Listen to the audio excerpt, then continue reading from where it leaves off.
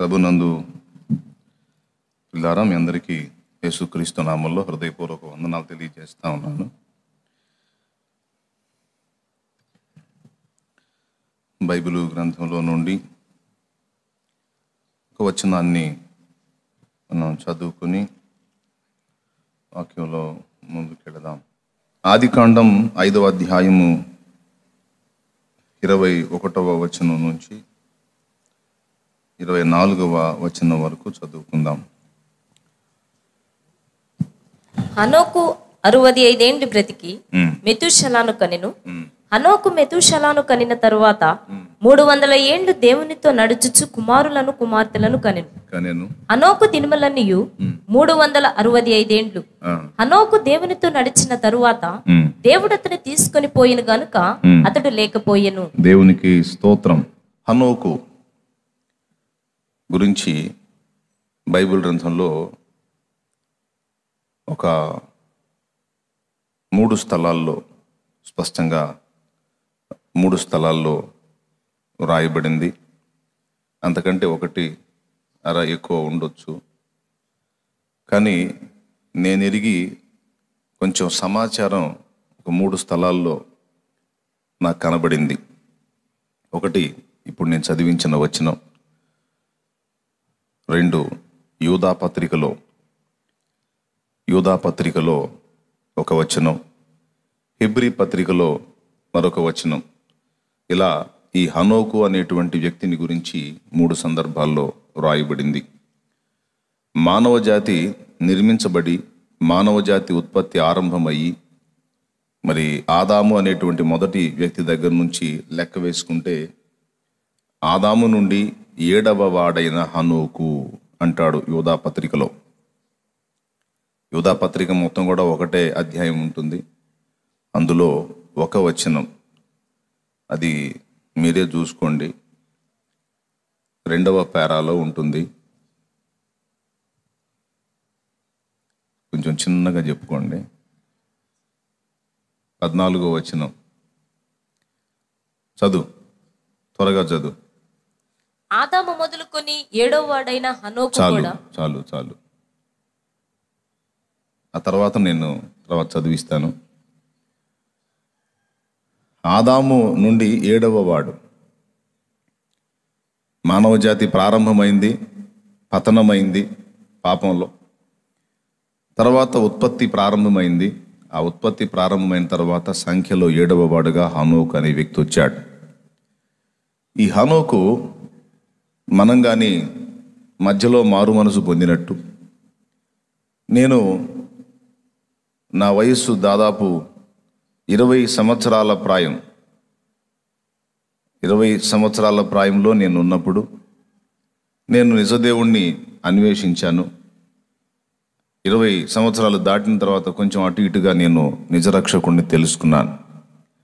20లో నేను ప్రభువుని తెలుసుకుంటే 19 సంవత్సరాలు నేను లోకానుసారమైన జీవితం జీవించాను. ఇక్కడ కూర్చున్న మీరు, లైవ్లో ఉన్నోళ్ళు అందరూ కూడా నాకు తెలిసి జన్మత అందరూ ప్రభువుని ఎరిగి పసితనం నుంచే ప్రభువుని వెంబడించిన అనుభవాల్లో ఉండి ఉండరని నా డౌటు. కొంతమంది అరుదుగా 100లో ఏ 2-3 పసితనం నుండి తల్లిదండ్రులు భక్తిపరులై ఉంటే వాళ్ళ పిల్లలు కూడా జాగ్రత్తగా పెంచబడిన అనుభవంలో ఉండేవాళ్ళు ఏ 100లో 2-3 ఉంటారనేది నా నమ్మకం. దాదాపు అందరూ కూడా మధ్యలో మారు మనసు పొందిన వాళ్లే. కొంతమంది దైవ సేవకుల పిల్లలు సైతం ప్రారంభంలో తల్లిదండ్రులు సేవకులు అయినప్పటికీ, చిన్ననాటి నుంచే కుటుంబ ప్రార్థనలో వాళ్ళు ఎదుగుతున్నప్పటికీ, ఒక టైంకి వచ్చేటప్పటికి వాళ్ళు సైతం లోకం వైపు ఆకర్షింపబడి ఒక దశలో బలహీనపడి తిరిగి పుంజుకున్నటువంటి పరిస్థితి దైవజనుల సంతానంలో కూడా చాలా మందిలో మనం వాళ్ళ సాక్ష్యాల ద్వారా మనం తెలుసుకోగలుగుతాం. హనోకు అదే పంధాన్ని మనకి చూపిస్తాడు. ఆయన కూడా అంతే. దాదాపు 65 సంవత్సరాలు ఆయన జీవితం ప్రారంభమై 65 ఏళ్ళు నిజ దేవుణ్ణి ఆయన గుర్తించలేదు, లేదా గుర్తించినా ఆయన్ని అనుసరించలేదు. ఈ 65 సంవత్సరాలు హనోకు తన మనస్సుకు తోచినట్టు తన హృదయానుసారంగా తన చిత్తానుసారంగా బ్రతికినవాడు. 65 సంవత్సరాల ప్రాయంలో మరి ఎలా కలిగిందో, ఎలా తెలుసుకున్నాడో, ఎలా సంధించబడ్డాడో, మొత్తానికి దేవుని చేత దర్శింపబడి దిద్దుబాటు చేయబడి నూతన పరచబడి నాట నుండి దేవునితో నడవటం ప్రారంభించాడు. హనోకు బ్రతికిన వయస్సు మొత్తం 365 సంవత్సరాలు అయితే 65 ఏండ్లు అతడు లోకాయుక్తమైన జీవితంలో జీవించి ఉంటే 65 సంవత్సరాల తరువాత దేవుణ్ణి గుర్తెరిగి దేవునితో నడక ప్రారంభించి దాదాపు 300 సంవత్సరాలు హనోకు దేవునితో నడిచాడు అని దేవుని వాక్యం చెప్తుంది. 300 సంవత్సరాలు ఆయన దేవుణ్ణి ఎడబాయకుండా దేవుణ్ణి అనుసరించి నడుచుకున్నాడు. అంటే 65 సంవత్సరాలు ఆయన గృహస్థాశ్రమంలో జీవించి ఒక కుటుంబంలో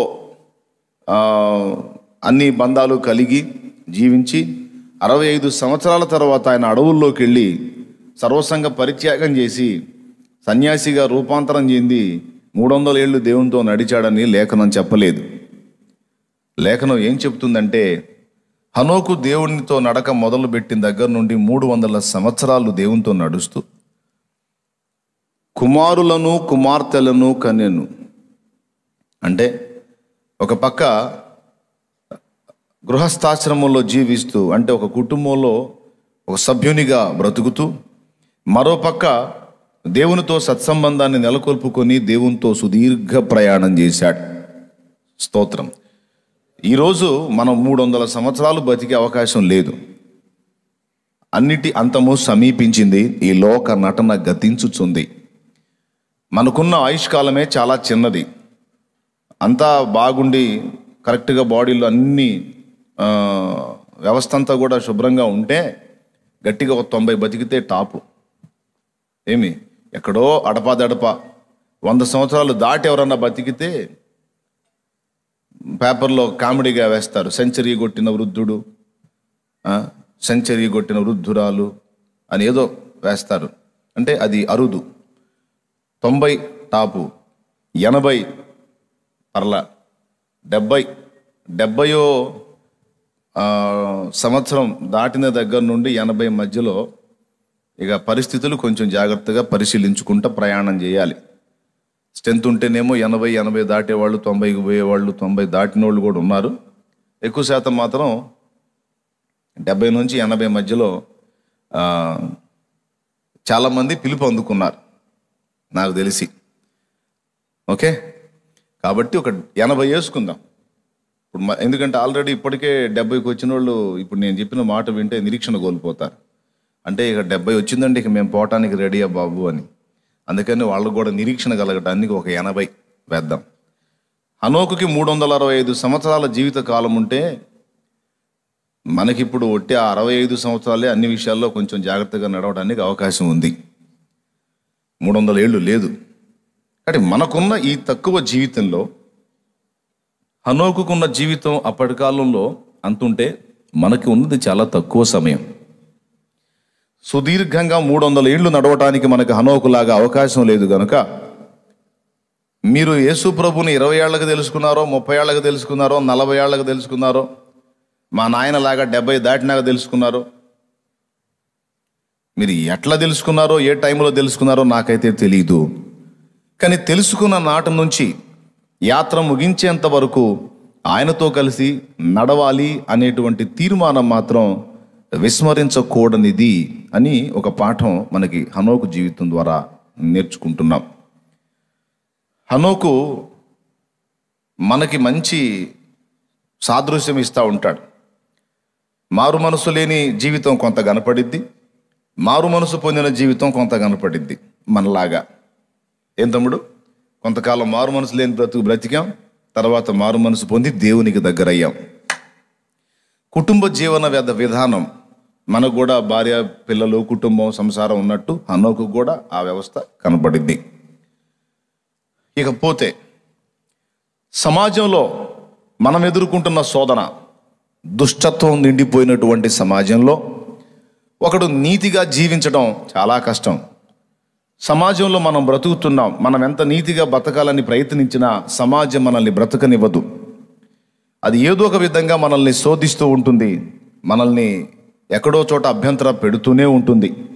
ఎంత తప్పించుకొని తిరుగుదాం అనుకున్నా ఎక్కడో చోట భంగపడతానే ఉంటుంటాం. అర్థమైందా?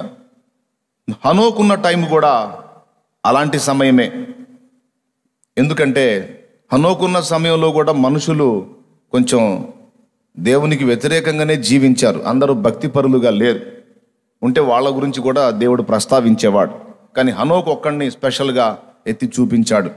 అంతేకాదు, హనోకు కూడా ఒక ప్రవక్తగా ప్రవచనం చెప్పాడు. అప్పటి కాలాన్ని దృష్టిలో పెట్టుకున్నాడు, భవిష్యత్తు సంభవాలను కూడా దృష్టిలో పెట్టుకున్నాడు.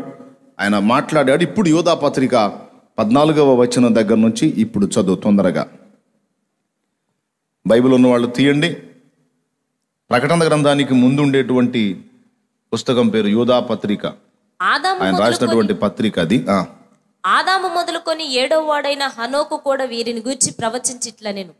ఇదిగో, అందరికి తీర్పు తీర్చుటకును వారిలో భక్తిహీనులందరూ భక్తిహీనముగా చేసిన వారి భక్తిహీన క్రియలన్నిటిని గూర్చియు భక్తిహీనులైన పాపులు తనకు విరోధముగా చెప్పిన కఠినమైన మాటలన్నిటిని గూర్చియు వారిని ఒప్పించుటకును ప్రభు తన వేవేల పరిశుద్ధుల పరివారముతో వచ్చెను. అదుగో, హనోకు భవిష్యత్తు సంభవాన్ని ప్రవచించినటువంటి వ్యక్తి. భవిష్యత్తులో ఉన్నటువంటి పరిస్థితుల్ని గురించి ప్రవచించటమే కాదు, భక్తిహీనులను గురించి ప్రవచించాడు. అదొకటి మీకు గ్రహింపు ఉంటే చాలు. భక్తిహీనత ఏదో భవిష్యత్తులో వచ్చేదని కాదు, హనోకున్న టైంలో కూడా భక్తిహీనత ఉంది. నాకు ఒక వీక్నెస్ ఉంది. ఎవరైనా ముఖం పక్కకి తిప్పినా, పరధ్యానంగా ఉన్నా, నేను చెప్పేది విన్నట్టుగా కనిపించకపోయినా, లేకపోతే కళ్ళు మూసినట్టుగా అనిపించినా మహా చిరాగ్గా ఉంటుంది నాకు. ఎందుకంటే వాక్యం వినేవాడి యొక్క ఆకలిని బట్టి, ఆసక్తిని బట్టి చెప్పేవాడికి ఇంట్రెస్ట్ పుట్టిద్ది. ఏమాత్రం అది కొంచెం ఇబ్బందికరంగా కనిపించిందంటే మాత్రం ఇక చెప్పబుద్ధి కాదు, అసలు ఇక అనవసరం రా అనిపించింది. అంతే కదా. పిల్లవాడు కథ చెప్పమన్నాడు, తాతయ్య కథ మొదలు పెట్టాడు. 4 మొక్కలు విని వాడు గురక పెట్టాడు. తాతయ్య కథ చెబుతానే ఉంటాడా? చెప్పడు. చక్కగా వాడిని ముద్దు పెట్టుకొని నిద్రపోతాడు ఇక ఆయన కూడా. అదే వాడు ఇంట ఆసక్తిగా చెప్పు చెప్పు అంటే ఇతనికి నిద్ర వచ్చినా కూడా మానుకొని చెబుతాడు తాతయ్య కథ. అట్లాగా నన్ను దేవుని వాక్యం కొరకు సిద్ధపరిచి దేవుడు నిలబెట్టి మాట్లాడడానికి ఇష్టపడుతున్నప్పుడు కూర్చొని వినేవాళ్ళు, లైవ్లో ఉన్నోళ్ళు కూడా, లైవ్లో ఉన్నోళ్ళు కానీ ఇక్కడోళ్ళు కానీ పరధ్యానముగా ఉండొద్దు. ఏ మాట నీకు అందిద్దో, ఏ మాటతో నిన్ను దర్శించాలని దేవుడు ఆశపడుతున్నాడో కనిపెట్టుకుని జాగ్రత్తగా వినాలి. భక్తిహీనత అనేది భవిష్యత్తులో వచ్చేదాని గురించి ప్రవచించడం మాత్రమే కాదు, హనోకు ఉన్న ఆ దినములలో కూడా భక్తిహీనత సమృద్ధిగా ఉంది. భక్తులు తక్కువ, భక్తిహీనుల సమాజం ఎక్కువ. ఆ భక్తిహీనుల సమాజములో కుటుంబ బాధ్యతలు నెరవేరుస్తూ, కుమారుల కుమార్తెల బాధ్యతలు నెరవేరుస్తూ, భార్యకు జరిగించాల్సినటువంటి బాధ్యతలు నెరవేరుస్తూ, బంధువర్గానికి జరిగించాల్సిన బాధ్యతలు నెరవేరుస్తూ 300 సంవత్సరాలు హనోకు దేవునితో నడిచాడు. హనోకు ఈనాడు మనం ఎదుర్కొంటున్నటువంటి సకల శోధనలను ఎదుర్కొన్నాడు. హనోకు దినాల్లో ఏదో స్పెషల్గా అప్పుడేదో అనుకూల వాతావరణం ఉంది అనుకోకండి. భక్తిహీనత అనేది అప్పటి నుంచి ఇప్పటిదాకా ఎల్లప్పుడూ నిర్విరామంగా వస్తానే ఉంది, కొనసాగుతానే ఉంది. కాబట్టి ఈ భక్తిహీనుల మధ్యలో ఒకడు తన భక్తి సాధన చేసి జయం పొందాలి అంటే చాలా గడ్డు సమస్య అయి ఉంది. ఈరోజు ఇన్ని సౌకర్యాలు మనకు అందుబాటులోకి వచ్చి నిరంతరం దేవుని పరిశుద్ధ గ్రంథం, దేవుని వాక్యం మన చేతుల్లో ఉండి మన చెవుల్లో నిరంతరం వాక్యం వినబడుతున్నప్పటికీ కూడా మరో పక్క లోకం మనల్ని ఆకర్షిస్తానే ఉంది. మరి ఈ వాక్యము లేదప్పుడు బోధ చేసే బోధకులు లేరు, దిద్దుబాటు చేసే భక్తులు లేరు, గద్దించేవాళ్ళు లేరు, హెచ్చరించేవాళ్ళు లేరు. ఇవేవి లేనప్పుడే హనోకు సమాజం, కుటుంబం, తన వ్యక్తిగతం అన్నిటినీ ఒక పక్కన గమనిస్తూనే వాళ్ళందరికీ జరిగించాల్సిన న్యాయం జరిగిస్తూనే హనోకు దేవునితో నడిచాడు అని వాక్యం చెప్తుంది. తరువాత అలా నడుస్తూ ఉన్నందున అతని గురించి హెబ్రీ పత్రిక 11లో ఏమని చెప్పాడంటే 5వ వచనంలో, హెబ్రీ పత్రిక 11వ అధ్యాయము 5వ వచనం, విశ్వాసమును బట్టి హనోకు మరణము చూడకుండానట్లు కొనిపోబడెను. దేవునికి స్తోత్రం కలుగును గాక. చదువు. అతడు కొనిపోబడక మునుపు దేవునికి ఇష్టుడై ఉండనని సాక్ష్యము పొందెను. చాలు. అతడు కొనిపోబడక మునుపు దేవునికి ఇష్టుడై ఉండెనని సాక్ష్యము పొందెను. ఒక కుటుంబం అంటూ ఉంటే కుటుంబంలో అందరూ రోజు ప్రశాంతంగా ఉండరు. అందరూ రోజు ప్రశాంతంగా సహకారంగా ఉంటారండి. భర్త భక్తుడై ఉన్నాడు అనుకో, ఆ భార్యో పిల్లలో ఎవరో ఒకళ్ళు రోజు మార్చి రోజు 2 రోజులకోసారో శోధిస్తూ ఉంటారు. లేదు భార్య భక్తురాలై ఉందనుకో, ఈ భర్తో ఆ పిల్లలో ఎవరో ఒకళ్ళు శోధిస్తూ ఉంటారు. 2 రోజులకి 3 రోజులకి 4 రోజులకి 5 రోజులకి ఈ శోధనలు ఈ సమస్యలు అనేవి ఫ్యామిలీలో జరుగుతూ ఉంటాయి. సరే కుటుంబంలో ఏమి రాలేదురా ప్రశాంతంగా ఉందంటే, సమాజంలో భక్తిహీనుల సమాజంలో ఖచ్చితంగా ఎవరో ఒకళ్ళు ఏదో ఒక విధంగా కదిలిస్తా శోధిస్తానే ఉంటారు.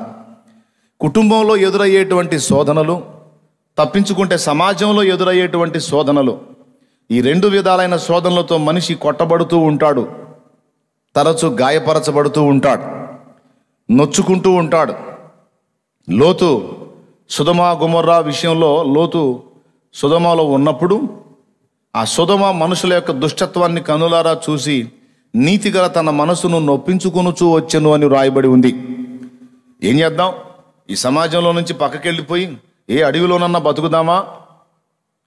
అట్లా సాధ్యం కాదు. సమాజంలోనే బ్రతకాలి, సమాజ మధ్యలోనే జీవించాలి, కుటుంబ బాధ్యత నెరవేర్చాలంటే ఈ జంజాటం అంతట్లో కూడా తలకాయ నొప్పులు ఉన్నాయి. రోజు ఏదో ఒక విధమైన సమస్య, ఆర్థిక ఇబ్బందులు, అవసరతలు, బాధ్యతల నెరవేర్పు, పిల్లల బాధ్యతలు నెరవేర్చాలి, వాళ్ళ అవసరతలు తీర్చాలి. ఇట్లాగా ఎన్నో విధములైనటువంటి పరిస్థితుల్ని ఈదుకుంటూ అన్నిటికీ సమాధానం చెప్పుకుంటూ హనోకు దేవునితో నడిచాడు. 300 సంవత్సరాలు ఏకధాటిగా ఒక వ్యక్తి దేవునితో నడవటం చిన్న విషయం అని మీరు అనుకోవద్దు. అది చిన్న విషయం కాదు. అసలు అంతకాలం దేవునితో అతను ఎలా నడవగలిగాడన్నా, అతని జీవితంలో ఎప్పుడూ భంగపాటులు ఎదురు కాలేదా? ఎప్పుడూ అతను శోధనల్లో పడిపోలేదా? ఎప్పుడూ అతని ఆత్మీయ జీవితంలో అభ్యంతర పడలేదా? అన్ని సమయాలలో కూడా అతను అలాగ జాగ్రత్తగా నడుచుకుంటూ ముందుకు సాగాడా? అతను చాలా మంచిగా దేవునితో నడుచుకున్నందున దేవునికి ఇష్టుడై ఉంటాడు అని సహజంగానే మనకు అనిపిస్తుంది. కానీ అక్కడ కొంచెం మనం జాగ్రత్తగా ఆలోచన చేయాల్సిన ఒక విషయం ఉంది. దేవుడు ఆయన గురించి ఏం చెప్పాడు? హనోకుని గురించి, అతడు దేవునికి ఇష్టుడై ఉండెను గనుక దేవుడు అతన్ని తీసుకొని పోయెను. హనోకు ముగింపును గురించి వాక్యం ఏం చెబుతుందంటే, దేవుని వాక్యం, అందరూ మనుషులు చనిపోయినట్టు ఈ హనోకు చనిపోలేదట. అందరూ మనుషులు చనిపోయినట్టు ఈ హనోకు చనిపోలా. మరి అలాగని స్పెషల్ అయిన వ్యక్తి ఏం కాదు, సర్వసంగ పరిత్యాగేమీ కాదు. చెడిపోయిన సమాజం మధ్యలో బ్రతికాడు. కుటుంబ వ్యవస్థ దాదాపు 300 సంవత్సరాలు బాధ్యతలు నెరవేర్చాడు. బలహీనమైన కుటుంబ సభ్యుల మధ్యలో బ్రతికాడు. అంతా మనలాగానే ఉన్నాడు. బాగా గమనించాలి, అంతా మనం కలిగి ఉన్నటువంటి పరిస్థితులన్నీ హనోకు కలిగి ఉన్నాడు. కానీ హనోకు దేవునికి బాగా ఇష్టుడయ్యాడు గనుక దేవుని వాక్యం చెబుతుంది, హనోకు దేవునికి ఇష్టుడై ఉండెను గనుక దేవుడు అతనిని తీసుకొని పోయెను గనుక హనోకు లేకపోయెను. ఓ రోజు హనోకుతో దేవుడు మాట్లాడాడు. ఈరోజు ఫలానా సమయానికి నువ్వు ఫలానా ప్లేస్కి వచ్చేసాయి హనోకు అన్నాడు. దేనికి ప్రభువా అంటే, ఇంకా నా దగ్గరకు వచ్చేద్దువు కానీ, భూమి మీద నేను నీకు ఇచ్చిన సమయం అయిపోయింది, ఇక నువ్వు భూమి మీద ఉండటానికి వీల్లేదు, నువ్వు నా దగ్గరకు వచ్చేసేయాలి అన్నాడు. ఆ రోజు రెడీ అయిపోయాడు. దేవుడు చెప్పిన ప్రదేశానికి వెళ్ళాడు. ఏలియాలాగా ఏలియాతో దేవుడు మాట్లాడినప్పుడు ఏలియా బయలుదేరి యొర్దాను అవతలికి వెళ్తాడు చూడండి. అలాగా హనోకు కూడా దేవుని చేత హెచ్చరింపబడి బోధింపబడి దేవుడు చెప్పిన ప్రదేశానికి వెళ్ళాడు. ఏలియాని ఎలాగైతే అగ్ని రథములను గుర్రములను కనబడి ఆయనను సుడిగాలి చేత ఆరోహణము చేయించెనో అలాగే హనోకు జీవితంలో కూడా జరిగింది. ఈ హనోకు యొక్క లైఫ్ను గురించి నెట్లో కొన్ని వేరే పుస్తకాలు కూడా దొరుకుతాయి. అందులో కొంత హనోకు ఉన్న టైంలో అక్కడ పరిస్థితులు ఎలా ఉన్నాయో మీకు ఆ బుక్లో దొరికే అవకాశం ఉంటుంది. అయితే హనోకుతో దేవుడు మాట్లాడినప్పుడు మరి కుటుంబానికి చెప్పాడో లేదో తెలియదు. ఏలియా అయితే ఎలీషా కూడా చెప్పలా. సైలెంట్గా దేవుడు చెప్పిన ప్రదేశానికి వెళ్ళిపోవడానికి ప్రయత్నించాడు. అయితే ఏలియా శిష్యుడైన ఎలీషా మాత్రం ఏలియాను వదిలిపెట్టలేదు. ఏలియా ఆరోహణాన్ని కళ్ళారా చూసినటువంటి వ్యక్తిగా ఎలీషా ఉన్నాడు. హనోకు విషయానికి వచ్చేటప్పటికి ఆ సమయం ప్రకారం హనోకు దేవుడు చెప్పిన ప్రదేశానికి వెళ్ళాడు. ఏలియాని ఎలాగైతే దేవుడు ఆరోహణం చేయించాడో అదేవిధంగా హనోకును కూడా దేవుడు ఆరోహణం చేయించాడు. అంటే సజీవంగానే హనోకును దేవుడు తీసుకున్నాడు. అన్నా బాగా చెప్పావు. రక్తమాంసములు దేవుని రాజ్యమును స్వతంత్రించు కొననేరవు అని వ్రాయబడి ఉంది కదా. ఆదాము నుండి సంక్రమించినటువంటి ఈ భౌతిక దేహం, మరి పాప పంకిలమైన ఈ దేహం మృతి చెందటమో మార్పు నొందటమో జరగకుండా మనం నిత్యత్వానికి చేరడం సాధ్యం కాదు కదా. అది లేఖనం చెప్తుంది కదా. మరి హనోకు దేహాన్ని ఎలా దేవుడు తీసుకొని పోయి ఉంటాడు అని మీకు సందేహం రావచ్చు. హనోకు యొక్క ఎత్తబడిన అనుభవం భవిష్యత్తులో సంఘము ఎత్తబడే అనుభవానికి సాదృశ్యంగా దృష్టాంతంగా ముందు జరిగింది. స్తోత్రం చెప్పండి. ముందు జరిగింది. హనోకు ఈ రక్తమాంసాల శరీరంతో ఆరోహణం అయ్యాడు అని మీరు అనుకోవద్దు. నిమిషములో ఒక రెప్పపాటున మనమందరము కడబూరం రోగినప్పుడు మార్పు నొందుదుము అని 1 కొరింథీ పత్రిక 15వ అధ్యాయము 52వ వచనం నుంచి మీరు చదవగలిగితే మన యొక్క ఎత్తబడే అనుభవాన్ని గురించి, యేసుక్రీస్తు 2వ రాకడలో మనం ఎలాగ ఎత్తబడతామో అక్కడ పౌలు మహనీయుడు చెప్పాడు కొరింథీ సంఘానికి. ఇదిగో మీకు ఒక మర్మమును తెలుపుచున్నాను, మనమందరము నిద్రించము గాని. చూడండి, మనం అందరము చనిపోము, మనం అందరము నిద్రించము గాని నిమిషములో ఒక రెప్పపాటున, అదుగదుగో నిమిషములో ఒక రెప్పపాటున కడబూరం మోగగానే మనమందరము మార్పు పొందుదుము. కడబూరం రోగగానే మనమందరము మార్పు పొందుదుము. చాలు. ఆ తర్వాత ఉంటది, క్షయమైన ఈ దేహము అక్షయతను ధరించుకుంటుంది, మత్స్యమైన ఈ దేహము అమర్త్యతను ధరించుకుంటుంది. అంటే మార్పు చెందేటువంటి విషయాన్ని దేవుడు అక్కడ రాయించాడు. హనోకు, నువ్వు ఫలానా ప్రదేశానికి రా, అక్కడ నుంచి నేను నిన్ను పరమునకు తీసుకెళ్తాను అని దేవుడు చెప్పాడు. ఆ ప్రదేశానికి హనోకు వచ్చాడు. హనోకు ఎవరికి చెప్పలేదు. ఎందుకంటే హనోకు ఎటుపోయాడో ఏమైపోయాడో అప్పుడున్న సమాజానికి దాదాపు తెలియని పరిస్థితి. ఒకవేళ ఎవరైనా కొద్ది గొప్ప భక్తులు ఉంటే వాళ్లకు అందింది అంతే తప్ప ఇంకా మిగిలిన వాళ్ళకి ఎవరికి కూడా తెలియదు. అందుకే ఆది కాండంలో అర్థం కాకుండా రాస్తాడు. హనోకు దేవునితో నడిచాడు. హనోకు దేవుని దగ్గరకు వెళ్ళిపోయాడు. దేవుడు అతన్ని తీసుకొని పోయాను గనుక అతడు లేకపోయాను. హనోకు లేడు, హనోకు లేడు, హనోకు లేడు అని అనుకున్నారు తప్ప హనోకు ఏమయ్యాడు, ఎక్కడికి వెళ్ళాడు అన్న సంగతి దాదాపు అనేకులకు అప్పుడు తెలియలేదు. కానీ ఆది కాండం రాసినటువంటి మోషేకి దేవుడు బయలుపరిచాడు. మోషే, హనోకు నా చేత ఆరోహణము చేయించబడ్డాడు. హనోకు చనిపోలేదు. హనోకు మరి నాకు ఇష్టడై ఉన్నాడు కనుక అతని శరీరంతోనే నేను అతన్ని తీసుకున్నాను అనే సంగతి మరి ఇక్కడ ఆది కాండంలో దేవుడు మోషే చేత రాయించాడు.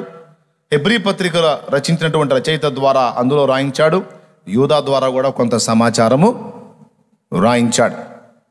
సరే, ఇప్పుడు హనోకు దేహాన్ని దేవుడు తీసేటప్పుడు ఏం జరిగి ఉంటుంది? ఏలియా విషయంలో ఏం జరిగిందో హనోకు విషయంలో కూడా అదే జరిగింది.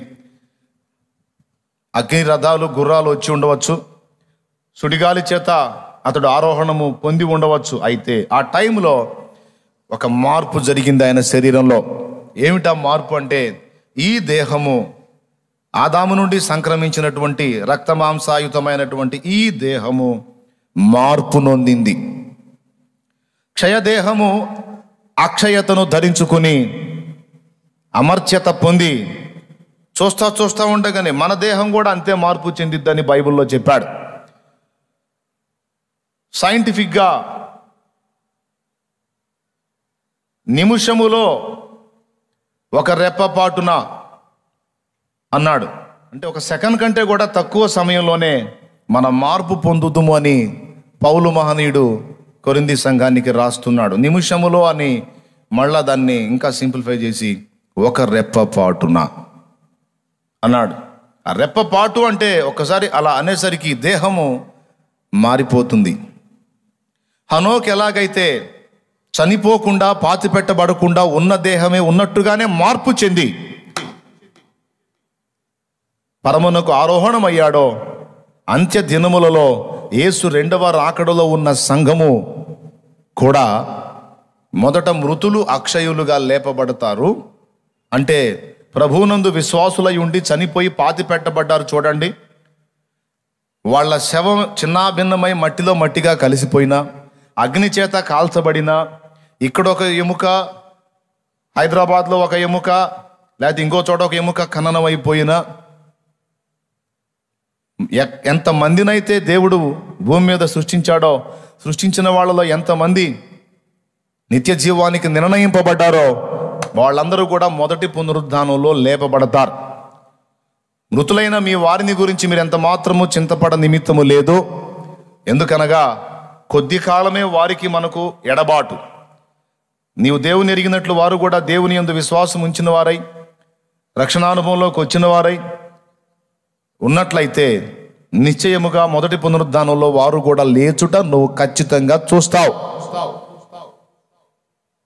ఇంకొకటి కూడా చెప్పనివ్వండి, ఒకవేళ మన వారితో ఎడబాటు ఈవేళ ఈ ప్రజెంట్ నువ్వు అనుభవిస్తున్నావేమో నీ సొంత వారితో, అయితే ఒక రోజు రాబోతుంది, ఆ రోజు నీవు నీ వారిని నీవు మళ్ళా కలుసుకుంటావు. ఇక ఎప్పటికీ విడిపోకుండా శాశ్వతంగా వారితో కలిసే ఉండే అవకాశం నీకు దేవుడు ఇవ్వబోతున్నాడు. నమ్మితే గట్టిగా చప్పట్లు కొట్టి దేవుని మహింపరచు. నువ్వు ఎవరిని గురించి కలత చెందని అవసరం లేదు. నీకు ముందు ఒకవేళ కొందరు వెళ్ళిపోతే నీ వారైన వారు వరుస క్రమంలో నీవు కూడా మరోమారు వెళ్ళబోతున్నావు. వరుస క్రమంలో నీవు కూడా వెళ్ళిపోబోతున్నావు. ఎందుకంటే ఇక్కడ ఏ కార్యక్రమం కోసం వచ్చామో ఆ కార్యక్రమం సంపూర్తి అయితే ఇక మనల్ని ఉంచడు దేవుడు. అయిపోయింది, నేను నిన్ను పంపించిన పని అయిపోయింది, ఇక వచ్చేసే అంటాడు. నువ్వు ఎంత బలవంతుడివైనా, ఎంత ధనవంతుడివైనా, ఏ అగ్రకులంలో పుట్టినా, ఏ గొప్ప ఆలోచనలు కలిగిన వ్యక్తివైనా, జ్ఞానివైనా, ఎవరివైనా, ఆయన నీకు అవకాశం ఇచ్చినంత వరకే ఛాన్స్. అయిపోయింది సమయం అంటే ఇక నువ్వు గింజుకున్నా ఉండేదానికి ఛాన్స్ ఉండదు. కొంతమంది అంటారు, నాకు బతకాలని లేదు, చచ్చిపోవాలని ఉందని తాడేసుకుంటాను, కిరోసిన్ పోసుకుంటాను, లేకపోతే ఏదో చేస్తాను, మందు తాగుతానని ఊరికెత్తుతూ ఉంటాను. కొద్దిగా ఓపిక పట్టు నాయన, అమ్మ కొంచెం ఓపిక పట్టండి, సమయం వచ్చిందాకా ఆగండి. వచ్చినాక ప్రభువా నాకు బతకాలని ఉంది అన్నా కూడా ఉంచడు, సాగుకొడతాడు. కొద్దిగా ఆయన నీకు ప్రాణం తీసిన దాకా నువ్వు ఓపిక పట్టాలి. ముందే నువ్వు పరిగెత్తకూడదు.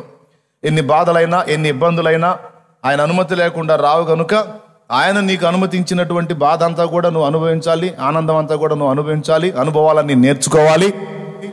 అవన్నీ పరిపూర్ణత చెందిన తరువాత ఇక చాలు అనుకుంటే అప్పుడు ఆయనే ఇంకా వచ్చేసేయి అంటాడు. అప్పటిదాకా ఓపిక పట్టాలి. ఈలోపు నేను అట్లా చేస్తా, ఇట్లా చేస్తా, ఇట్లా పోతా, అట్లా పోతా అంటే అక్కడ జడ్జిమెంట్లోకి వచ్చి నరకానికి పోయే ప్రమాదం కూడా ఉంది. నీకై నువ్వు పుట్టలేదు కనుక నీకై నువ్వు చావటానికి కూడా లేదు. నీ ప్రాణం నువ్వు తీసుకోవడానికి ప్రయత్నిస్తే దేవుని సార్వభౌమాధికారాన్ని ధిక్కరించిన పాపం అంటుతుంది కనుక జడ్జిమెంట్లోకి వచ్చే అవకాశం ఎక్కువ ఉంది, తీర్పులోకి వచ్చే అవకాశం ఉంది, దేవుని ఎరిగిన వాళ్ళు సైతం. కాబట్టి ఎన్ని బాధలైనా, ఎన్ని నిందలైనా, ఎన్ని సమస్యలైనా, ఎన్ని అగచాట్లైనా, ఎంత వేదనైనా ఓర్పుతో సహించాలి, తట్టుకునే శక్తి కొరకు ప్రార్థించాలి తప్ప ప్రాణం తీసుకోవాలని ఆలోచన చేయొద్దు. ఎందుకంటే ఒక సమయం రాబోతుంది, అప్పుడు ఇక నువ్వేమీ పని కట్టుకొని ప్రయత్నాలు చేసే అవసరం లేదు, ఆయన చేస్తాడు. మొత్తం మీద మనం ఇక్కడ ఉండేది కొద్ది కాలం.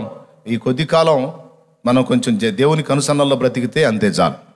ఇక ఆ టైం వచ్చినప్పుడు ఒకవేళ చనిపోయి ఉంటే మనం సమాధుల్లో నుండి తిరిగి లేపబడినట్లుగా మన దేహాలు అక్షయ శరీరాలుగా మార్పు చెంది ఆయన ఎదుర్కొంటాయి.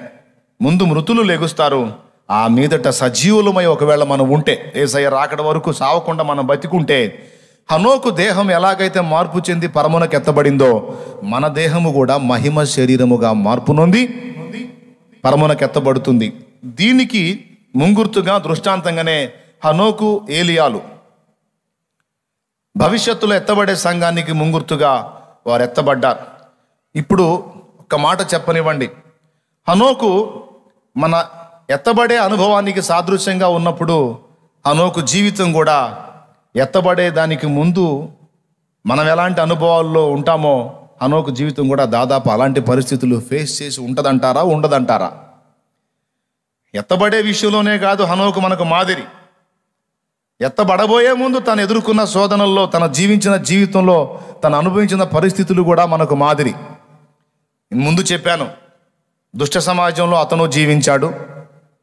అనేక మంది కుటుంబ సభ్యులు కలిగినటువంటి కుటుంబంలో ఆయన కూడా జీవించాడు. వ్యక్తిగతంగా ఆయన ఎన్నో శోధనలు అనుభవించాడు మన వలె. కానీ ఎన్ని అనుభవించినా దేవునితో నడక మాత్రం మానుకోనందున దేవుడు ఆయన్ని తీసుకొని పోయాడు. అలాగే మనం కూడా ఎన్నో ప్రతికూల పరిస్థితులు, ఇబ్బందికర పరిస్థితులు, శోధనల్లో గుండా ప్రయాణం చేస్తున్నప్పటికీ దేవుని విడవకుండా, దేవునితో నడక మానుకోకుండా కొనసాగిస్తూ ఉన్నప్పుడు ఆయన రాకడ ఆగమన సమయం వచ్చినప్పుడు తప్పకుండా మనందరం కూడా ఎత్తబడతాం. అయితే ఒక చిన్న మెలిక ఒకటి ఉంది, ట్విస్ట్ అంటారు కదా, అదొక్కటి చెప్పి నేను ముగిస్తా. సింపుల్ మెసేజ్ ఏమిటి అంటే, ఇందాక ఊరకు అట్లా టచ్ చేసి ఆపేశాను. హనోకు 300 ఏళ్ళు దేవునితో నడిచాడు కదా, 300 సంవత్సరాలు దేవునికి ఇష్టడుగానే నడుచుకున్నాడా? ఒక్కరోజు కూడా ఏ తప్పు చేయలేదా? ఒకరోజు కూడా నోరు జారలేదా? ఒకరోజు కూడా చెయ్యి జారలేదా? ఒకరోజు కూడా దురాలోచనకు గురి కాలేదా? ఒక్కసారి కూడా శోధింపబడలేదా? ఒకవేళ అన్ని రకాలుగా శోధింపబడినా ఆయన ఏ పాపము లేని దైవ కుమారుని వలె, నజరేయుడగు యేసు వలె ఉండి ఉన్నాడా అనే ధర్మ సందేహం నేను చెప్పిన ఈ అంశాన్ని వింటున్న వాళ్ళు, తర్వాత ధ్యానించే వాళ్ళకి రావచ్చు. మీలో ఎవరికన్నా వచ్చిందా? ఇప్పటిదాకైతే రాలేదు, కానీ ఇప్పుడు నువ్వు చెప్పావు కాబట్టి కరెక్టే అనిపించింది. ప్రశ్న పుట్టడం కూడా ఒక ప్రత్యక్షతే. అసలు ప్రశ్నే ఒక ప్రత్యక్షత. ఒక విషయాన్ని మనం చదువుతున్నప్పుడు అక్కడ ఒక ప్రశ్న ఉంది అన్నదే ముందు మనకి విషయం, ఆ ప్రశ్నే మనకు ముందు ప్రత్యక్షపరచబడితే జవాబు తర్వాత ప్రత్యక్షమైంది. కొంతమందికి అసలు ప్రశ్నే పుట్టదు. కానీ ధ్యానం చేసేటప్పుడు, దేవుని వాక్యం చదువుకునేటప్పుడు తప్పకుండా ప్రశ్నించుకుంటూ, దానికి సమాధానం పొందుకుంటూ, చదువుకుంటూ ముందుకెళ్ళాలి. అస్తమయమును ఉదయమును కలుగగా ఒక దినమాయను అన్నాడు, సూర్యుడేమో 4వ రోజు చేయబడ్డాడు అన్నాడు. ఆదికాండం 1వ అధ్యాయంలో సూర్యుడేమో 4వ రోజు చేయబడ్డాడు అన్నాడు. అస్తమయము ఉదయము కలుగగా ఒక దినమాయనని మొదటి రోజు ప్రస్తావన తెచ్చాడు. అస్తమయం, ఉదయం దేన్ని ఆధారం చేసుకొని మాట్లాడతాం మనం? సూర్యోదయం, సూర్యాస్తమయం. మరి సూర్యుడే లేనప్పుడు మొదటి రోజు సూర్యుడు చేయబడలా, 2వ రోజు చేయబడలా, 3వ రోజు చేయబడలా, 4వ రోజు సూర్యచంద్ర నక్షత్రాదులు నిర్మితమైనాయి. మరి 4వ రోజు సూర్యబింబం నిర్మాణం అయితే మొదటి 3 రోజులు, మొదటి రోజు, 2వ రోజు, 3వ రోజు అస్తమయ ఉదయాలు ఎలా వచ్చినాయి? వాక్యం చదువుతున్నప్పుడు అక్కడి నుంచి స్టార్ట్ కావాలి. అట్లా ప్రతిదీ కూడా ప్రశ్నించుకుంటూ, అలా వెతుక్కుంటూ వాక్యాన్ని ధ్యానించాలి. ధ్యానించే పద్ధతి అది. ఏదో ప్లెయిన్గా బైబిల్ చదివితే మంచిదన్నట్టు, బైబిల్ చదివితే మంచిదన్నట్టు చదువుతారు, దాన్ని మైండ్లో తీసుకోరు, ఆలోచించరు, దేవుని కదలికల్ని గుర్తించరు, భక్తుల కదలికల్ని గుర్తించరు, దేవుడు ఎలా, ఏ సమయంలో ఎలా స్పందించాడనే స్పందనలో పట్టించుకోరు. వాక్యం చదివితే మంచిది, రోజుకు ఒక అధ్యాయం. వాక్యం చదివితే రోజుకు ఒక అధ్యాయం ఎట్లా మంచిది? వాక్యాన్ని ఆకలింపు చేసుకొని, అవగాహన చేసుకొని, బుర్రలో పెట్టుకుంటే, హృదయంలో పెట్టుకుంటే, దాన్ని అనుసరించి జీవిస్తే మంచిది. కాబట్టి ప్రశ్న వేసుకుంటూ ఎక్కడికక్కడికి ఆగి జాగ్రత్తగా పరిశీలించుకుంటూ వాక్యాన్ని ధ్యానించాలి. ఎంతమందికి అర్థమైంది? రైట్, స్తోత్రం చెప్పండి. హల్లెలూయా. ఇప్పుడు హనోకు లైఫ్లో ప్రశ్న వేశాను. 300 సంవత్సరాలు అతడు దేవునితో నడిచాడని ఉంది కదా. ఈ 300 సంవత్సరాలు ఒక్క పొరపాటు కూడా హనోకు జీవితంలో లేకుండా పూర్తిగా దేవునికి ప్రతిరోజు ఇష్టడుగా నడుచుకున్నాడా అనేది ప్రశ్నించుకుంటే నేను ఖచ్చితంగా చెప్పగలుగుతాను. ఖచ్చితంగా హనోకు లైఫ్లో కూడా ఆ భక్తిహీన సమాజంలో బలహీనమైన కుటుంబ సభ్యుల మధ్యలో శోధనలు ఎదురైనాయి, ఎన్నో ఎదురైనాయి. అయినా హనోకుని గురించి దేవుడు ఏమన్నాడు తెలుసా? అతడు నాకు ఇష్టుడు అన్నాడు. దేన్ని బట్టి హనోకుడు ఇష్టుడయ్యాడు దేవునికి? దేన్ని బట్టి అంటే చాలా పరిశుద్ధంగా, చాలా పవిత్రంగా, చాలా నీతిగా, చాలా వినయంగా, దీనుడుగా, సాత్వికుడుగా నడుచుకున్నందున దేవునికి ఇష్టుడయ్యాడా? మరి లేకపోతే మరి దేని వలన ఇష్టుడయ్యాడా? అవిశ్వాసంతో భక్తిహీనులతో నిండిపోయిన అప్పటి సమాజంలో హనోకు నిజదేవుని గుర్తించి ఆయన యందు విశ్వాసం ఉంచుటను బట్టి హనోకు దేవునికి ఇష్టుడు అని చెబుతుంది వాక్యం. ఆయన క్రియలను బట్టి కాదు, ఆయన ప్రవర్తన ఫలమును బట్టి కాదు, విశ్వాసమును బట్టి. విశ్వాసమును బట్టి హనోకు మరణమును చూడకుండా కొనిపోబడెను. అతడు కొనిపోబడక మునుపు దేవునికి ఇష్టుడై ఉండెను అని చెబుతూ 6వ వచనంలో అంటాడు, విశ్వాసము లేకుండా దేవునికి ఇష్టుడై ఉండుట అసాధ్యము అని. ఇప్పుడు హనోకు దేన్ని బట్టి దేవునికి ఇష్టుడయ్యాడు అంటే విశ్వాసాన్ని బట్టి అని కింది వచనంలో చెప్తున్నాడు. విశ్వాసాన్ని బట్టి హనోకు దేవునికి ఇష్టుడయ్యాడు. దాన్ని బట్టి దేవుడు హనోకును తీసుకొని పోయాడు గనుక హనోకు లేకపోయెను. స్తోత్రం చెప్పండి. ఇప్పుడు తన నీతి క్రియలను బట్టి, తన పరిశుద్ధ క్రియలను బట్టి హనోకు దేవునికి ఇష్టుడయ్యాడా? యెషయా చెప్పనే చెప్పాడు, మా నీతి క్రియలన్నీ మురికి గుడ్డల వంటివి అని. అంటే మనకవి బాగానే కనపడతాయి, కానీ దేవునికి కనపడతాయి. ప్రకటన గ్రంథం 3వ అధ్యాయంలో లవోదికయలోనున్న సంఘపు దూతకి ఇలాగు రాయుము అని మొదలుపెట్టి, ఆ లవోదికయ సంఘదూత, నేను ధనవంతుణ్ణి, ధనవృద్ధి చేసుకున్నాను, నేను అలా ఉన్నాను ఎలా ఉన్నానని నీవు అనుకుంటున్నావు. నీవు దిక్కుమాలిన వాడవు, దరిద్రుడవు, దిగంబరుడవై ఉన్నావని ఎరుగాక, నేను ధనవంతుడను, ధనవృద్ధి చేసుకొనుచున్నానని నీవు అనుకొనుచున్నావు. అంటే లవోదికయ సంఘదూతకి ఎలాంటి ఫీలింగ్ ఉంది?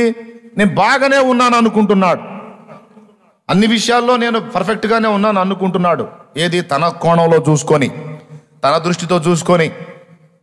మన కన్నులు, మన దృష్టి కాదు.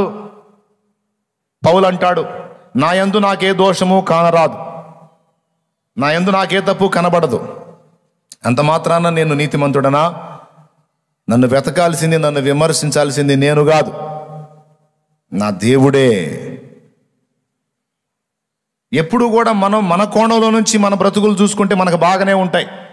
పెద్ద పెద్దవి చేసుకుంటే కూడా బాగానే ఉన్నాం అనుకుంటాం. ఎప్పుడు కూడా మన బ్రతుకుని దేవుని దృష్టితో మనం పరిశీలించినప్పుడు, ఆలోచించినప్పుడు జాగరూకులమై ఉంటాం. Praise the lord. హల్లెలూయా. ఎందుకు ఈ మాట చెప్తున్నాను నేను? ఏమో ఎందుకు ప్రస్తావించాను ఇది? మనం నీతిమంతులమని ఫీల్ అవుతున్నాం, కానీ మన బ్రతికేంటో ఆయనకు తెలుసు. మనం తెల్లని వస్త్రాలు అనుకున్నాం, కానీ మన క్రియలు తెల్లగా లేవు. అవి దేవుని దృష్టిలో మురికి గుడ్డలో. అందుకే భక్తుడు చెప్పేశాడు, మా నీతి క్రియలు మాకు బాగా అనిపిస్తాయి, కానీ నీ దృష్టిలో అవి మురికి బట్టల వంటివి నాయనా. మా నీతి క్రియలు ఎట్లా చలామణి అవుతాయి నీ ముందు అని.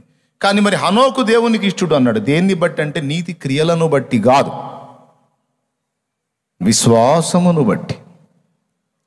ఇక్కడి నుంచి మన అంశం ప్రారంభమైద్ది. దేవునికి స్తోత్రం. ఇక హనోకు జీవితంలో అన్ని మంచి సమయాలే రాలేదు. ఇది మరుగున ఉన్న సంగతి. అందుకే హనోకు నీతి క్రియలను గురించి దేవుడు మాట్లాడకుండా విశ్వాసాన్ని గురించి మాత్రమే మాట్లాడాడు. హనోకు పొద్దున్నే లేచి బాగా ప్రార్థన చేసేవాడు. హనోకు చాలా పరిశుద్ధంగా ఉండేవాడు. హనోకు ఆయన నోట నుండి ఒక పొరపాటు మాట కూడా మాట్లాడలేదు, అనలేదు. హనోకు మరి కొట్టినా సహించాడు, తిట్టినా సహించాడు, చాలా ఓర్పుమంతుడు అనలేదు. ఏమన్నా చెప్పాడా? ఆయన ఎదుటి వాళ్ళకి చాలా న్యాయంగా ఉండేవాడు, చాలా నీతిగా నడుచుకునేవాడు, అందుకని నాకు ఇష్టడు అని చెప్పాడా? ఒకవేళ అలా చెప్పినట్లయితే ఇక విశ్వాసం మన రక్షణాధారం కాదు, కానీ నీతి క్రియలు రక్షణాధారం అవుతాయి. ఆ సంగతి పరిశుద్ధాత్మకు తెలుసు. అందుకే హనోకు జీవించిన నీతియుక్తమైన జీవితం, సత్ప్రవర్తన మొదలైన క్రియలు ప్రస్తావించలేదు, కానీ విశ్వాసమును బట్టి హనోకు దేవుని దృష్టిలో ఇష్టడుగా మారిపోయాడని విశ్వాసాన్ని హైలైట్ చేసి మాట్లాడాడు. ఈరోజు మనమందరం కూడా హనోకు జీవితాన్ని కొంచెం ఆలోచన చేసుకుంటే కొన్ని పాఠాలు మనకి దొరుకుతాయి. హనోకు విశ్వాసం ఉంచాడు. ఎక్కడెక్కడ ఉంచాడు? మొట్టమొదట హనోకు దేవునితో నడిచాడు అన్నాడు. తర్వాత ఆ నడవటానికి ముందు అతడు దేవుని విశ్వసించాలి. విశ్వాసము లేకుండా దేవునికి ఇష్టడై ఉండుట అసాధ్యమని కింద చెప్తాడు. చదువు తల్లి, హెబ్రీ పత్రిక 11వ అధ్యాయము 6వ వచనం తర్వాత లైన్ చదువు. విశ్వాసము లేకుండా దేవునికి ఇష్టడైనట అసాధ్యము.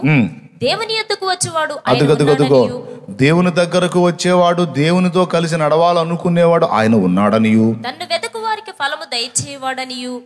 దేవుణ్ణి వెదకు వారికి, దేవుణ్ణి ఆశ్రయించే వారికి, దేవుణ్ణి నమ్ముకున్న వాళ్ళకి, దేవుని మీద ఆధారపడ్డ వాళ్ళకి ఫలం ఇస్తాడని మొదట నమ్మాలి కదా. నమ్మితేనే కదా ఆయన మీద ఆధారపడతాం. నమ్మకుండా నువ్వు ఎలా ఆధారపడతావయా?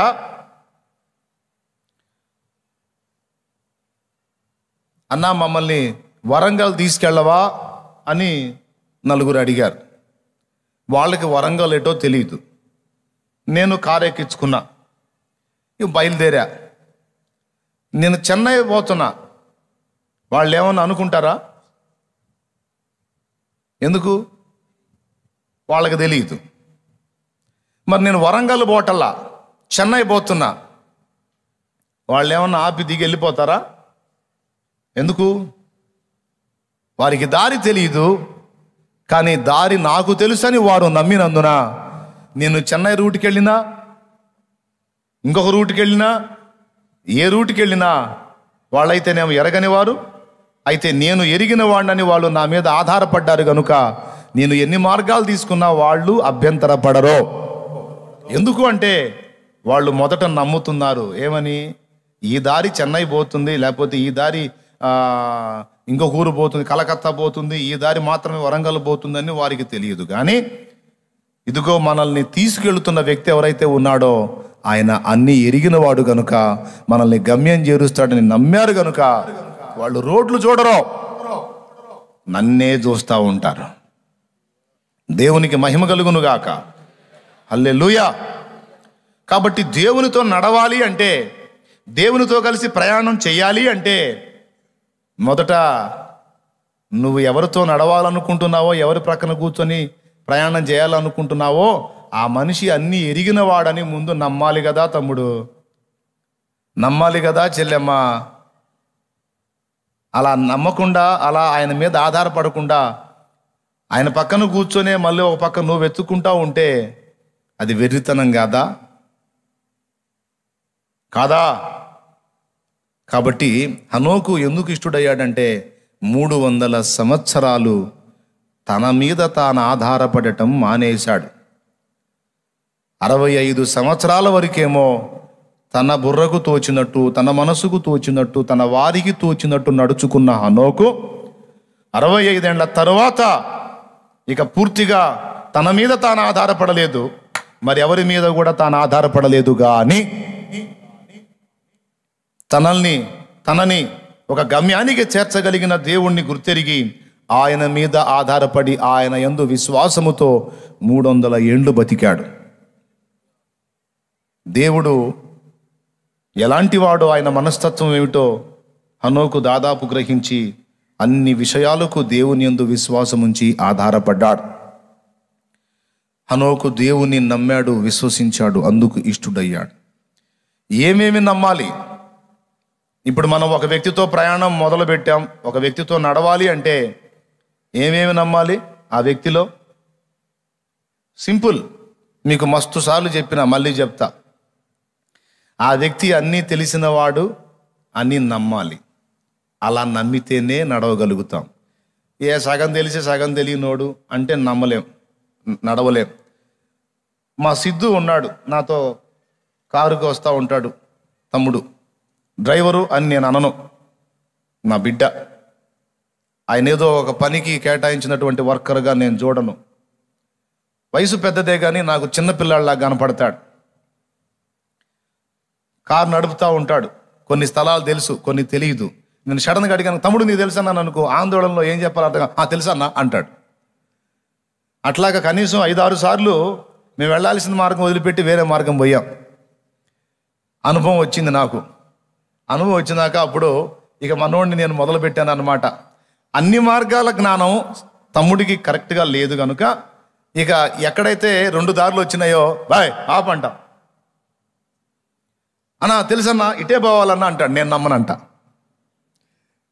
దేవునికి స్తోత్రం కలుగును గాక. అన్న ఇటే పోవాలంటాడు, నాకు తెలుసు, ఆగు. తెలుసన్నా నేను నమ్మను. 5-6 సార్లు ముందుకు పోయి వెనక్కి వచ్చాం. అడిగితే అడిగితే నష్టం ఏంది అని ఇప్పుడు నేను కూడా వెతుక్కోవటం మొదలు పెట్టా. ఎందుకంటే నేను ఎవరి మీద ఆధారపడ్డానో అతడు ఆ విషయములన్నింటా సంపూర్ణ జ్ఞాని కానందున ఇక నేను కూడా వెతుక్కోవాల్సి వచ్చింది. కానీ దేవుని విషయంలో ఆ సమస్య మనకుందా చెప్పాలి. ఆ ప్రాబ్లమే లేదు. సిద్ధు ఒక మనుషుడు, డ్రైవింగ్ చేసేటువంటి ఒక తమ్ముడు ఒక మనుషుడు. అన్ని దారులు తెలియకపోవచ్చు, కానీ మనల్ని కూర్చోబెట్టుకొని నడిపిస్తున్న ఆ పరమ డ్రైవర్ ఉన్నాడు చూశారు, ఆయనకి తెలియని మార్గమే లేదు. డ్రైవర్ సీట్లు ఎవరు కూర్చున్నారు? నీ బండిలో కూర్చున్నాడా ఆయన? నేను నమ్మనయ్యో అందుకే నేనే కూర్చున్నాను అంటావా?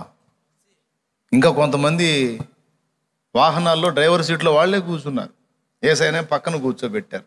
అవసరమైనప్పుడు సలహా అడుగుతారు, అంతా వీళ్ళే నడుపుతారు. ఆయన అంటాడు, కొంచెం నన్ను కూర్చో, నేను తీసుకెళ్తాను అంటాడు. ఊరుకో ప్రభా, నీకు తెలియదు కానీ అచ్చంగా నువ్వే నడిపించడం అంటే కొంచెం తేడా పడుతుంది. అసలు నువ్వు మరి ఎట్లా పోతావు కూడా తెలియదు. అసలు చిన్నోడే నువ్వు, నీకేం తెలుసు, ఏమంత అనుభవం ఉంది, నువ్వు అంత 33:30లో ముగిస్తే వ్యవహారం అంతా ఏం తెలుసా నీకు? కూర్చో, అటు కూర్చో. ఏదో నీకు తెలిసిన అనుభవం నువ్వు చెబుతా ఉండవు, నాకు తెలిసిన అనుభవంతో నేను నడుపుతా ఉంటా అన్నవాళ్ళు ఎక్కువ మంది ఉన్నారు. అన్నవాళ్ళు అంటే డైరెక్ట్గా అలా అన్నారని కాదు, ఆ టైపు మైండ్ వాళ్ళు ఎక్కువ మంది ఉన్నారని చెబుతున్నా. అది కాదు, ఆయనకి డ్రైవర్ సీట్ ఇచ్చేసి ఇక ఎన్ని మలుపులు తిప్పుతాడు నీకెందుకు? నా జీవిత యాత్రలో మలుపులెన్నో తిరిగినా నిత్య జీవ గమ్యానికి నన్ను నడిపించితివే, నిలిచి ఉందునయ్యా నిజ దేవుడవనుచు. నా జీవిత యాత్రలో మలుపులెన్నో తిరిగినా నిత్య జీవ గమ్యానికి నన్ను నడిపించితివే, నిలిచి ఉందునయ్యా నిజ దేవుడవనుచు. కారు దిగిపోనయ్యా, నీతో నడవటం మానుకోనయ్యా, కూర్చుంటా, నీ పక్కనే కూర్చుంటా, నీ వెనకనే కూర్చుంటా, నువ్వు నడుపు, నేను కూర్చుంటా. నిలిచి ఉందునయ్యా నిజ దేవుడవనుచు, నన్ను చూచినావయ్యా, నన్ను కాచినావయ్యా. నాకెందుకయ్యా టెన్షను?